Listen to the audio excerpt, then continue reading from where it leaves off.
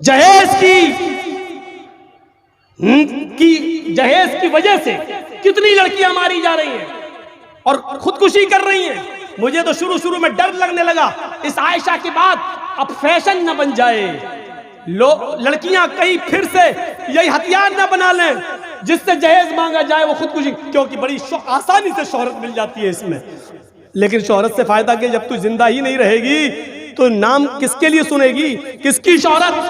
समंदर की नदी की लहरों में वो चली गई। मेरे भाइयों सुनिए, कलकत्ता की भी एक लड़की इसी जहेज की वजह से बेच दी गई थी हैदराबाद में। आज से 18-20 साल पहले का जिक्र है। उस लड़की का नाम था जमीला। मालूम है आपको? जिसकी शादी लग जाती थी, जिससे 1 महीना जब शादी में रह जाता था उस लड़के के पास से लिस्ट आ जाती थी। उतना जहेज न होने की वजह से रिश्ता टूट जाता था। 8 बार रिश्ते टूटते। फिर हैदराबाद से कोई लड़का आता है और उसने सुन्नत के मुताबिक शादी करने का वादा करता है। लड़की के बाप का नाम है सलीम। कहा गया भाई जब तुम्हें सुन्नत ही के मुताबिक शादी करनी है, जहेज लेना देना नहीं है तो आज ही कर लो। वो लड़का एक बूढ़े मर्द को, एक बूढ़ी औरत को लाया हुआ था जिसको कह रहा था ये मेरी माँ है, ये मेरे बाप है। उसी दिन निकाह हो जाता है और टिकट बनवा दिए जाते हैं और 2-3 दिन के बाद लड़की उस लड़के के साथ रुखसत कर दी जाती है। ट्रेन कलकत्ता की स्टेशन से छूटती है। जब जलगांव या भुसावल की स्टेशन पर पहुंचती है तो यहीं पर लड़की के जो फर्जी माँ बाप थे, जो झूठे माँ बाप थे, इसी स्टेशन पर उतर जाते हैं और वो लड़का उस जमीला नाम की लड़की को लेकर हैदराबाद आता है। 8-10 दिन उस लड़की के साथ रहता है। लड़की उसके साथ बहुत खुश थी, लेकिन 10 दिन के बाद उसको घुमाने के बहाने आओ मैं हैदराबाद दिखाऊं, अपनी बाइक पर बिठाता है और उस लड़की को ले जाता है। सौदेबाजी उसकी पहली हो चुकी थी। हैदराबाद की एक 5 स्टार होटल में ले जाकर उस लड़की को 20,000 रुपए में नीलाम कर देता है। उस जमाने में 20,000 की एक वैल्यू थी। अब उसके पास गोश्त के भूखे शिकारी आने लगे। जिस लड़की ने कभी नजरें उठाकर किसी गैर मर्द की तरफ न देखा हो और अपने शौहर के अलावा किसी पराये मर्द को न जानती हो, आज वो भूखे भेड़ियों का शिकार होने लगी। हर आने वाले के सामने भीख मांगती, उसके पैरों पे गिरती, हाथ जोड़ती। लेकिन जिसने 2-2, 3-3, 5-5 हजार रुपए दिए पूरी रात के, वो कैसे छोड़ देंगे। होटल का मालिक अलग से मारता, लेकिन 5 उंगली बराबर नहीं होती।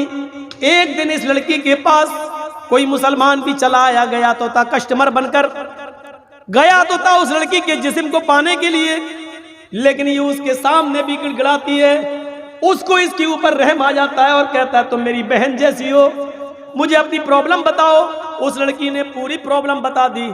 उसने कहा ठीक है मैं जाता हूं यहां से, सुबह मैं केस करूंगा, तुम्हारे माँ बाप को मैं बुलाता हूं। उस लड़की ने कहा ये गलती मत करना, मेरे माँ बाप को इसकी भनक भी मत लगने देना। मेरे भाई अगर केस कर दिया या मेरे माँ बाप ने केस कर दिया तो मेरे माँ बाप के पास इतनी जमीन और जायदाद नहीं, इतना घर मकान नहीं। जब तक वो इस मालिक से मुझे छुड़ाएंगे तब तक वो सड़क पर आ चुके होंगे, भीख मांगने लगे होंगे। तुम ऐसा नहीं कर सकते हो। मेरे भाई एक काम करो, मैं एक लेटर लिखती हूँ, इसको मैं चिपका देती हूँ, एक लिफाफे में बंद कर देती हूँ, इसको अमानत समझकर मेरे घर पहुंचा दो। इतना पैसा तुम खर्च कर लो अपनी तरफ से, ये तुम्हारा एहसान होगा मेरे ऊपर। उसने कहा कोई बात नहीं, तुम ऐसा कर दो। उसने रात की तारीकी में लेटर लिखा, लिफाफे में बंद करके उसको चिपका दिया और कहा खबरदार इस लेटर को पढ़ना नहीं है, मेरे बाप ही पढ़ेंगे। वो लड़का जब इस लेटर को लेकर हैदराबाद से कलकत्ता की सरजमीन पर आता है, बाप के दरवाजे को दस्तक देता है। दरवाजा खोला, बाप ने पहला लेटर बेटी का देखा।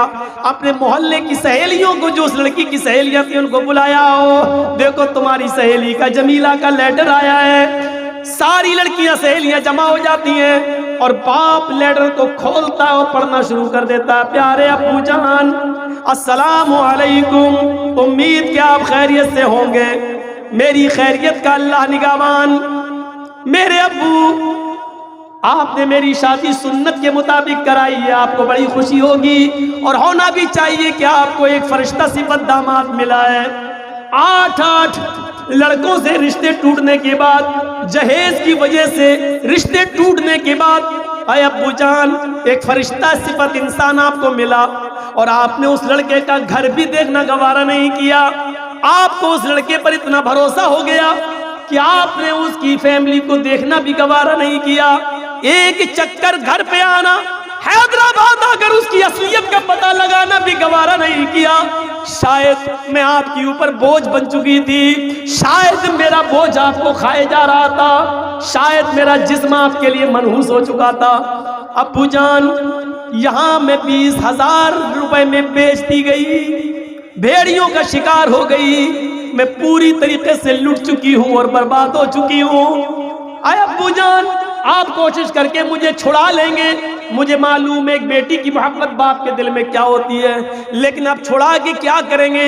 मैं अपनी नापाक शक्ल अपने बाप को, अपनी माँ को, अपनी बहन को, अपने भाई को, अपनी सहेलियों को नहीं दिखाना चाहती। कौन सा चेहरा लेकर मैं आपके पास आऊं और पूरी जिंदगी आपके ऊपर बोझ बन जाऊं? इसलिए मैंने अपना दुपट्टा, अपनी चादर इस पंखे में लगा रखी है। अय अब्बू जान, मैंने फैसला कर लिया है, सुबह का सूरज मैं नहीं देखूंगी। अपने एक भाई को जो कस्टमर बन के आया था, लेकिन मेरे दर्द में वो मेरा शरीक हो गया, मैं इसको भेज रही हूँ। जब तक ये लेटर आपके हाथ में आएगा, मैं इस दुनिया छोड़कर चल चुकी होंगी। अब्बू जान, हाँ मुझे मालूम है ये मौत हराम है। अब्बू जान, मुझे मालूम है कि ये जिंदगी जीने का ये बुज़दिली है, लेकिन अब्बू जान, मैं ये भी जानती हूँ इस गलीज़ जिंदगी से मेरा मर जाना बेहतर है। मेरा रब मेरी नीयत को जानता है, शायद वो मेरी बख्शिश फरमा दे, नहीं फरमाए तब भी मैं इस गलीज़ जिंदगी में नहीं रहना चाहती और अपनी शक्ल सूरत पर आपको भी नहीं दिखाना चाहती, आपके ऊपर बोझ भी नहीं बनना चाहती। एक वसीयत कर रही हूँ, नसीहत इसलिए नहीं कहूंगी कि नसीहत जिंदा लोग करते हैं, वसीयत मरने वाला करता है। आए अब्बू जान, मेरी इस वसीयत को याद रखना। मैं अपनी 6 साल की एक बहन को छोड़ के आई हूँ जिसका नाम फातिमा है। जो दिन मुझे देखना पड़ रहे हैं, आए अब्बू जान, वो दिन मेरी बहन को न देखना पड़े, इसलिए जब वो शादी के लायक हो, उस दिन से पहले, उस दिन तक आप इतना कमा लेना, इतना कमा लेना, इतना कमा लेना कि जब मेरी बहन की शादी का दिन आए, इस जुमले को गौर से सुनना, बार बार इस जुमले को मैं 2-3 बार दोहराऊंगा। आए अब्बू जान, जब मेरी बहन की शादी का दिन आए तो जो भी कुत्ता जितनी हड्डियां मांगे, उस कुत्ते के सामने उतनी हड्डियां डाल देना। जो भी कुत्ता जितनी हड्डियां मांगे, उस कुत्ते के सामने उतनी हड्डियां डाल देना, ताकि मेरी बहन को वो दिन न देखना पड़े जो मुझे देखना पड़ रहा है। आखिर में आपकी बेटी जमीला, जो आपकी न हो सकी, आपकी बदकिस्मत बेटी जमीला, ये वो लेटर है जो मौलवी जर्जीस ने सलीम के घर जाकर अपने आंखों से पढ़ा है, और सलीम साहब ने इस लेटर को फ्रेम में बंद करा लिया है, शीशे के टुकड़े में इसको जकड़ लिया है, और आज भी सलीम साहब के पास ये लेटर रखा हुआ है। इस जुमले में हमारी एक बहन तो खुदकुशी करके मर गई, उसने जहेज की डिमांड करने वाले को कुत्ता लिखा है, कुत्ता, और जहेज को हड्डियों से ताबीर किया है। पूरी समाज और पूरी कौम के सोचने के लिए काफी है कि जो कुत्ता जितनी हड्डियां मांगे, उस कुत्ते के सामने उतनी हड्डियां डाल दे। अच्छा ही मौजू दे दिए थे जहेज का लफ्ज भी जोड़कर। मीर तकी मीर जो बहुत बड़े शायर गुजरे, पूरी जिंदगी शायरी में गुजार दी। जब उन्होंने अपनी बेटी की शादी की, और सुनो, जब उनकी बेटी का शादी का नंबर आया तो उन्होंने शादी तय कर दी, लेकिन शादी से 1 महीना पहले उनको लिस्ट दे दी गई। लड़का अच्छा था, इसलिए मीर तकी मीर ने चुपके से अपनी दुकान बेच दी। घर था, अपनी बेटी का घर बसाने के लिए उस घर की भी कीमत लगा दी। चुपके से अपनी बेटी को पता नहीं होने दिया और छोटा सा एक कमरा किराए पे ले लिया कि हम मेहनत करेंगे और इस कमरे के किराए के कमरे पे रहेंगे। बेटी को अभी तक पता नहीं चला, लेकिन जिस दिन शादी हुई, निकाह हुआ, हाथ में लड़की के मेहंदी लगाई गई और रुखसती के वक्त जो लड़कियां आम तौर पर रुखसत होते हुए अपने माँ बाप के गले लगकर रोती हैं, ये भी रोई। मीर तकी मीर समझते हैं रुखसती के मौके पर हर लड़की को तकलीफ होती है, इसलिए बेचारी रो रही है, तसल्ली दी। फिर वो अपनी माँ से रोई, गले लग के रोई। फिर वो अपनी सहेली के गले लग के रोई, लेकिन उसकी सहेली की जबान से निकल गया, मेरी दोस्त, ओ मेरी सहेली, तू सिर्फ आज रोएगी, तेरा घर आबाद हो गया, लेकिन जाते जाते इतना सुन ले कि तेरा बाप अब जिंदगी भर रोएगा। उसने तुझे आबाद कर दिया, अपने आप को बर्बाद कर दिया। उसने पकड़ा अपनी सहेली, अलग कमरे में ले गई, पूरी बात बता। उसको पूरी बात बताई गई, आंसुओं का सैलाब उसकी आंखों से रुका नहीं। उसका बाप समझाया, बेटी ने खोला नहीं राज, मेरी सहेली ने बता दिया। बाप ने कहा बेटी जाओ, खुश रहोगी तुम। रोते रोते उसकी डोली उठ गई। 2-4 किलोमीटर की दूरी पर रिश्ता था। 10-11 बजे की रात के आसपास डोली सज गई, चली गई, उसके घर पहुंच गई। 12-1 बजे तक उसके गांव की, उसके मोहल्ले की औरतें उसको निशाने सितम बनाई रही, आई, मुंह दिखाई देती गई, चली गई। और रात के तकरीबन 1 या 2 बजे के आसपास कमरा खाली कर दिया गया। शौहर अकेले में अपनी बीवी से मिलने के लिए जा रहा है। ये बड़ी अजीब रात होती है, नौजवान लड़के और लड़कियों की अरमानों वाली रात होती है। हर शौहर और बीवी की अरमानों वाली रात होती है, जिसको हम उर्दू में, अरबी फारसी में शब ज़ुफ़ाफ़ के नाम से जानते हैं, हिंदी में जिसको सुहाग रात के नाम से जाना जाता है। मेरे भाइयों, जैसे ही शौहर अपनी बीवी के पास मीर तकी मीर का दामाद बैठता है और अपनी बीवी के सर पे हाथ रखकर घूंघट को हटाता है और गले मिलने की कोशिश करता है, मीर तकी मीर की बेटी कहती है खबरदार, मेरे करीब आने की कोशिश मत कर। क्या हो गया तुम्हें, आज की रात हुज्जत कर रही हो? कहा तुमने मुझसे निकाह नहीं किया, तुम्हें तो मेरे बाप की मालो दौलत से मोहब्बत थी, वो नीचे रखा हुआ है तुम्हारी माँ के पास, जाओ उसी माल के पास सोइए, उसी को बोसा लीजिए, उसी को चूमिए और चाटिए, मेरे पास क्यों आया? दोनों में तनातनी बढ़ती है। पहले समझाने की कोशिश की, लेकिन बेटी को इतना दुख था अपने बाप के घर और मकान और दुकान की बिछाने का कि वो मानने के लिए तैयार नहीं। शौहर को भी थोड़ी जिद हो गई, सो जाना चाहिए था, आज नहीं तो कल समझा ले जाएंगे, लेकिन चूंकि अरमान थे, पहली रात का पता नहीं नौजवानों में कौन सा तसव्वुर बैठा हुआ है, उजला तो जल्दबाजी कर जाते हैं। उसने भी उजला तो जल्दबाजी की और दोनों में तनातनी बढ़ी।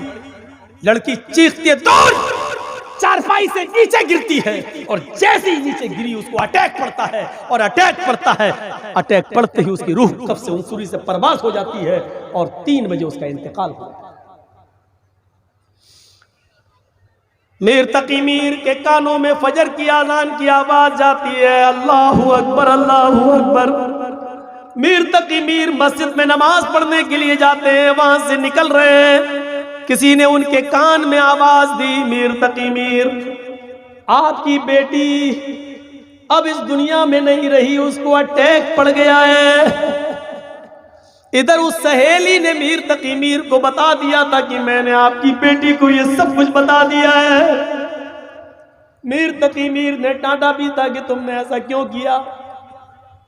मीर तकी मीर अपनी बीवी को लेकर लड़की के ससुराल की तरफ जाते हैं। सूरज निकलने के बाद वहां पहुंचते हैं, मीर तकी मीर की बीवी को घर के अंदर इजाजत मिल जाती है। मीर तकी मीर से कहा जाता है कि आपकी बेटी को गुस्ल दिया जा रहा है, अभी कफनाया जाएगा।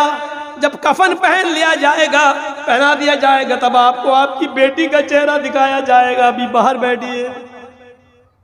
थोड़ी देर के बाद इजाजत मिलती है, गुस्ल दिया जा चुका है, आपकी बेटी को कफन से उड़ा दिया गया है। चलिए आप अपनी बेटी को एक नजर देख लीजिए। उसके बाद कब्र खुद रही है, वहां आपकी बेटी को कब्रिस्तान में दफन किया जाएगा। मीर तकी मीर घर के अंदर जाते, अपनी बेटी के सर से कफन का कपड़ा हटाते, अपनी बेटी के नाक में लगी हुई कॉटन को देखते, सफेद रंग से पहने हुए ओढ़े हुए कफन को देखते हैं। अरे मेरी बेटी, रुखसती के मौके पर तो मैंने तुझे सुर्ख जोड़े में रुखसत किया था, मेरा दामाद कहाँ है? कहा जी मैं यहाँ हूं। मीर तकी मीर ने कहा मैंने जो लिस्ट, तुमने जो लिस्ट दी थी वो मुझे लाओ, जहेज की जो लिस्ट दी थी वो जरा देना। दामाद बोलता है वो तो आप ही के पास है, मैंने आपको दी।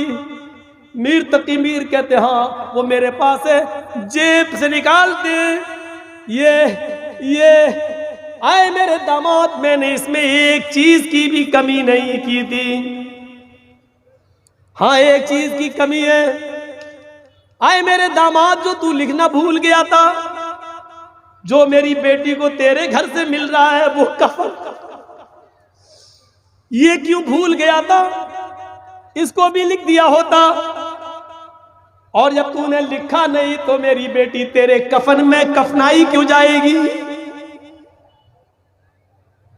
पूरी लिस्ट पढ़ी और पढ़ के फाड़ दी। फिर अपनी बेटी के गाल पर हाथ रखकर और उस कफन को पकड़ के कहा है, मेरी बेटी आज के बाद तेरा बाप कभी शायरी नहीं करेगा। और जिंदगी का आखिरी शेर मैं आज पढ़ रहा हूं सबके सामने, और आज के बाद मेरी शायरी हमेशा जिंदगी भर के लिए बंद। फिर मीर तकी मीर ने अपनी जिंदगी का आखिरी शेर पढ़ा, अपनी बेटी के कफन को उठाकर, और कहा अब आया है ख्याले आराम जान इस नामुरादी में, अब आया है ख्याले आराम जान इस नामुरादी में, कफन देना तुझे भूले थे हम असबाब शादी में। ओ मेरी बेटी, तेरे बाप ने कोई चीज की कमी नहीं होने दी, सिर्फ एक चीज कफन की कमी रह गई थी जो तुझे तेरे बाप ने नहीं दी, यही कफन देना मैं तुझे भूल गया था। मेरे दामाद ये कफन हटाओ, मैं जो चादर को ओढ़ के आया हूं